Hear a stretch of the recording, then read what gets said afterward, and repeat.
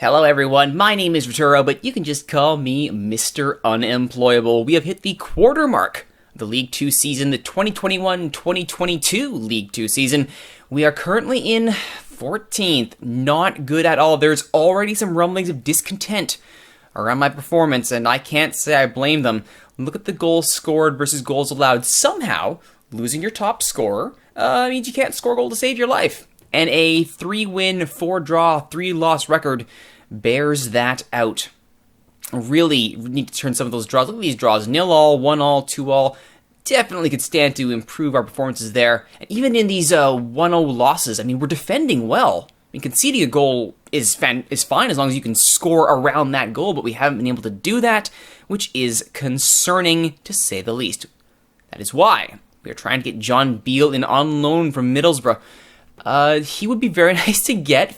First touch 16 for a D-mid. That should hopefully shore up and really invigorate the midfield to get some of that first-time balls out. Marking 11-15, passing 10. Again, he's not going to be, dropping 40-yard long bombs on someone's toes.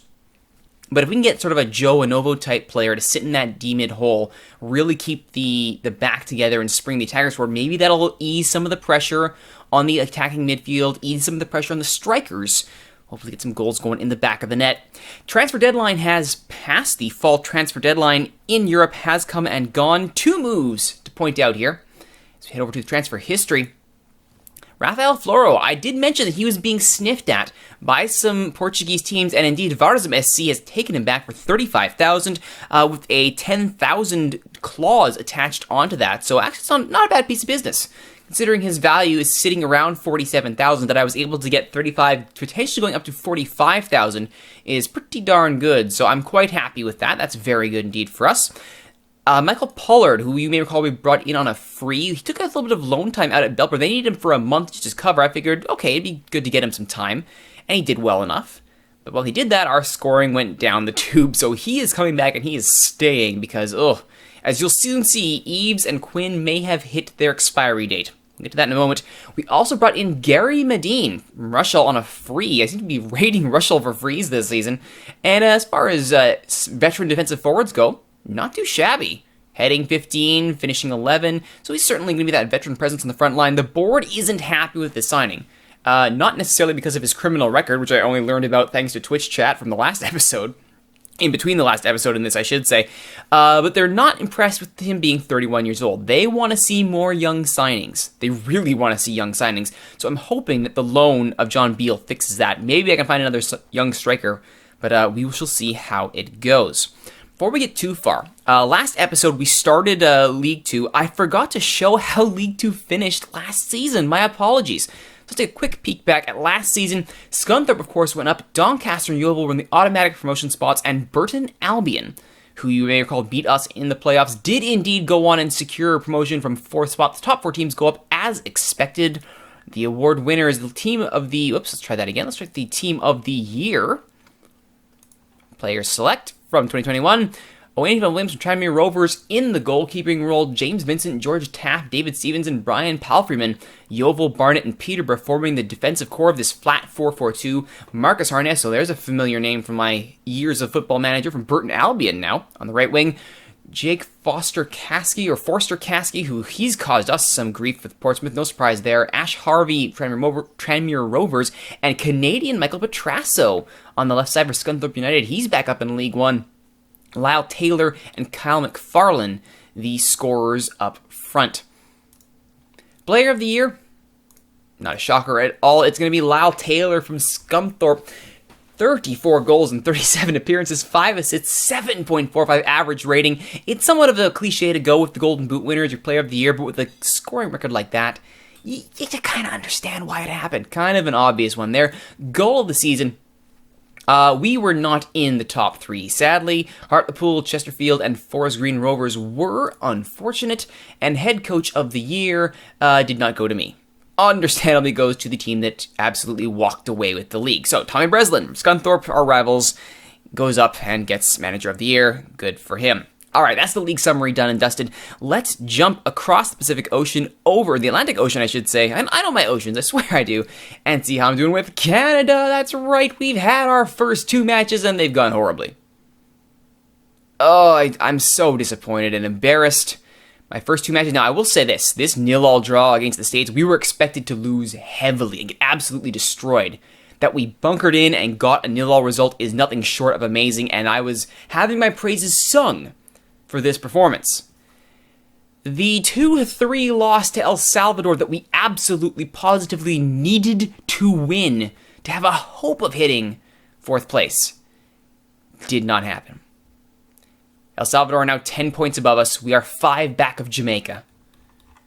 We only have 2 matches left. We have to win both. We need a favor from Guatemala and we need a favor from the USA.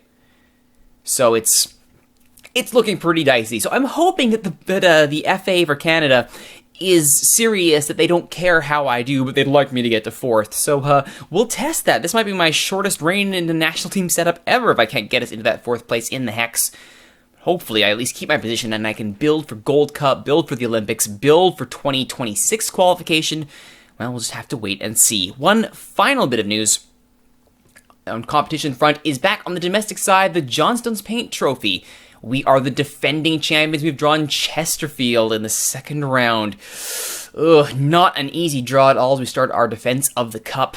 Well, never said it was going to be easy. Certainly wasn't last year. We took how many League One scalps on our way to the title, so hopefully the Mariners can perform just as well and defend their trophy with a little bit of honor. Alright, let's get into today's featured match against Coventry City. They're in 22nd. You'd think this should be a guaranteed 3 points on the table. Well, look. Our last few matches, is it to underscore our scoring woes here? Let's take a look at our previous matches here. 0-0 draw. 0-1 loss. 1-1 draw. 0-1 loss. Our last 4 matches, and these are coincidentally the ones that have been without Pollard, our young striking phenom, have been absolutely dismal. So we're hoping, with him back, the lower team in the table, we can get a little bit of a morale-boosting win here right before our JPT match against Chesterfield. So, let's see what we do here. It is going to be an away match for us against a 4-5-1, a high 4-5-1. Oh boy. Interesting. Well, hopefully they're no good. We're going to stick with the 4-4-2 diamond. When in doubt, go with the formation that they seem to know the best. We got Medine up front, Scott backing him up, so you can see Quinn and Eves. I mentioned they were perhaps at their expiration date. Quinn seems to be holding at a 3-star potential. Eves has fallen off the face of the earth. 2.5. You may recall he was a 3.5 not even last season.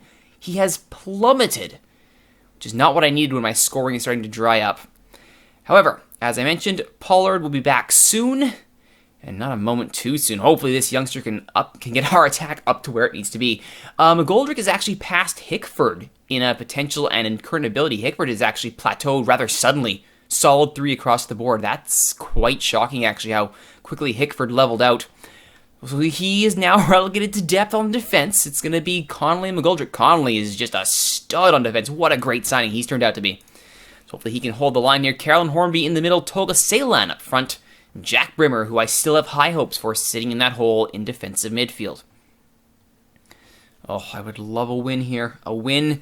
Again, we're 5 points back of that final playoff spot. It's not out of the realm of possibility that we could get back in. But we need a good result here. Marking Jack Jebb. Yeah, we should be marking him. I agree. The guy who's in the hole, we should probably be keeping that under wraps and their attackers. I mean, it's an away match, so I can't really go in on the striker, but we will go in on the A-mid, because why not? We are the favorites, and I would like us to win this match. Oh, good. They're buying that. They're buying that. All right. And with that, we cross our fingers and hope for some goals. Grimsby in their black and white. Coventry in their blue and blue, I guess. Start up with some incredible possession stats, actually. This is the away match. And we are really doing well to possess the ball here. Unfortunately, we're already in card trouble. Because, why not? Of course we're in card trouble. The more things change, the more they change the same. They stay the same. I can speak, I swear I can. Jebb here with the free kick. Washington! Bar down and in. It's a nicely placed header, but poor marking on that set piece. Whoa. Not good, not good, not good. Jeb to Washington. Who was that? Right side defense. That would have been McGoldrick. Tisk, tisk, youngster. Tisk, tisk. As always, if you're watching this live on twitch.tv/Rituro, you can always watch these episodes once they're done on youtube.ca/SteelSwords. And if you're watching this on YouTube, don't forget you can always come and watch these episodes as they're recorded live. It can be fun. I try to make it fun for everybody out there. Alright, at halftime, we're not doing well. No attacking chances. The one chance that has been Coventry's, and they've scored on it. That's not good enough. Do you even want to win this match? Oh, good. They bought that. Medina's been horrible. Quinn, please, please, save this. Save the day, Jonathan Quinn. You've been clutch. You've been so clutch for us. Make it happen. Also keeps Medina fresh for the JPT match, which I do have to consider. I want to get my good players at least somewhat fresh for that JPT match. Come on, boys. I need to see some attack here. None of our shots have been on target. We're said to work the ball in the box. Alright, let's just go attacking and forget retaining the ball. Let's just get up there as fast as we can. Come on, boys. A little bit of urgency would be fantastic. Oh, don't let him get free. Come on, get back there. That's better. Good job, McGoldrick. Yeah, you learn from your previous mistakes. That's what I like to see. That's what I like to see. Hornby now. Back to Simon Francis wearing the captain's armband today. Sean Scott actually got his foot to that, and Quinn now has a little bit of space, and he'll run onto it. Quinn. Looking to the right. Oh, he takes the shot himself, but it's over the bar. Look at that. We finally got an attacking chance. It didn't hit the net because, of course, it didn't. Okay. Connolly's not having a great game. Neither is Ceylon. Let's push Sean Scott into that A-mid hole. We'll be less tempted, you would hope, to take cards. Put Eves in the hole. So Quinn and Eves, the duo are back together. Good. Come on, I need to get a goal here. I may just push Scott up and go for a pure 4-3-3.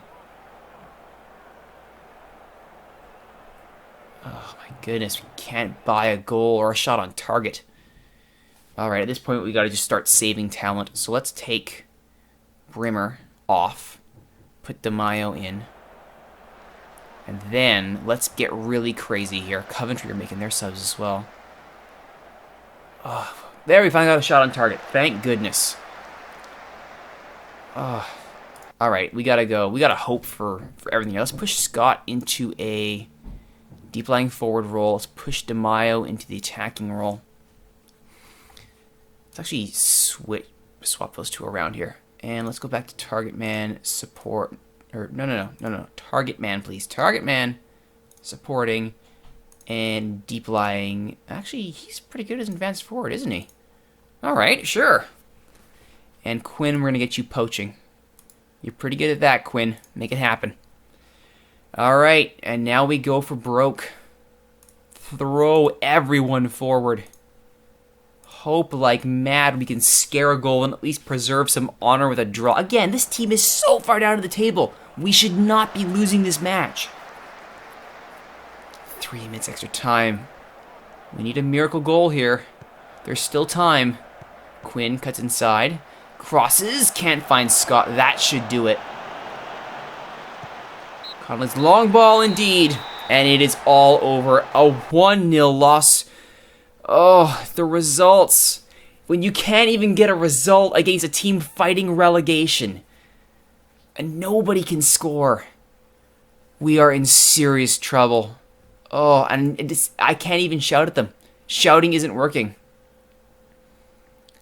You are not good enough. I mean, they believe it. They know they need to be better. I think we're going to have a team talk here. That's the only thing for it. They need to understand in no unspecific terms how angry I am with all of them. Ugh, well, we'll give them a team talk. We'll give them a team talk, and we'll see if that fixes things next time on Mr. Unemployable, at which point we'll be at the halfway point of the League 2 season, and hopefully I'm still with this team. But if I could get another job offer, I wouldn't say no at this point. Anyway, that'll be next time. My name is Rituro. Thank you so much for watching, everybody. If you like what you've seen, please consider liking, commenting, subscribing, favoriting, sharing, telling your friends about these videos being hosted on youtube.ca/steelswords, commenting like Daniel Garthwaite did, who very simply said, "I'm from Grimsby." Thank you, Daniel. I hope you're enjoying my time with Grimsby. Hope I'm not insulting you by playing this team so poorly. And again, you can always come and watch these episodes as they're recorded live on twitch.tv/Rituro. Once again, my name is Rituro. Just call me Mr. Unemployable. Thanks for watching, everyone. We'll see you next time.